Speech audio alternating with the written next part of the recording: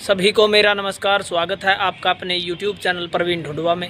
फिर हाजिर हैं बड़ी अपडेट के साथ। साथियों, इस वीडियो में बड़ी अपडेट देंगे। जैसा कि आप सभी को पता है, हरियाणा में जो मुख्यमंत्री है वो बदल दिए गए हैं, यानी अब दोबारा से सरकार का गठन हुआ है। और जो गठबंधन हुआ था जीजेपी और बीजेपी का, उनका गठबंधन अब टूट चुका है। अब हरियाणा के नए मुख्यमंत्री श्री नायब सिंह सैनी होंगे, जो कि शपथ ले चुके हैं। उसके अलावा जो मंत्रिमंडल है उनमें से 5 मंत्रियों को भी शपथ दिलवा दी गई है। तो अब साथियों, बात करने वाले हैं हरियाणा कौशल रोजगार निगम के कर्मचारियों के लिए। यानी अब हरियाणा कौशल रोजगार निगम के कर्मचारी भी अपनी मांग रख सकते हैं। नई सरकार का गठन हो चुका है।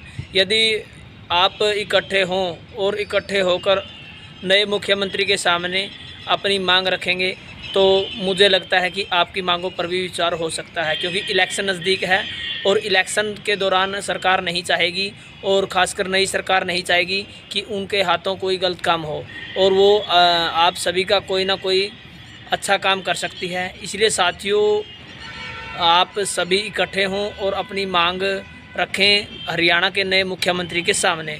उसके अलावा अब बात करें तो साथियों, क्या इफ़ेक्ट पड़ने वाला है। जो भर्तियां चल रही है, चाहे वो हरियाणा कौशल रोजगार निगम में हो, चाहे वो HSC की हो, क्या ऑफर लेटर अब आने वाले हैं, क्या जो प्रक्रिया धीमी होने वाली है, और क्या अब जो आचार संहिता लगने वाली है उसका कोई इफेक्ट होगा।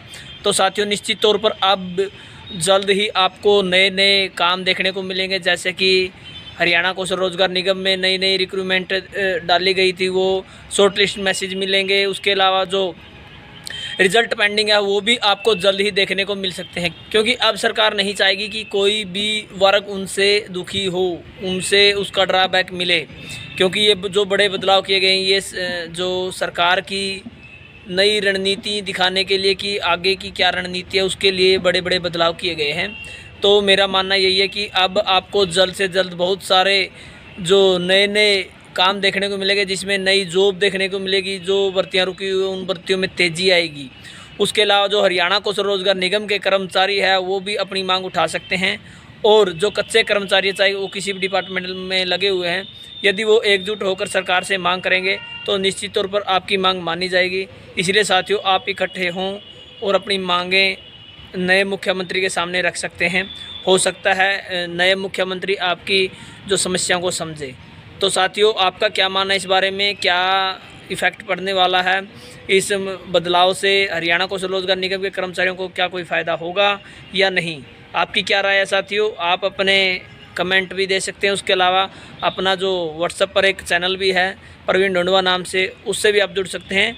वीडियो के डिस्क्रिप्शन में उस व्हाट्सएप ग्रुप का लिंक जो आपको मिल जाएगा, वहाँ से आप ज्वाइन कर सकते हैं। धन्यवाद वीडियो देखने के लिए। आपका दिन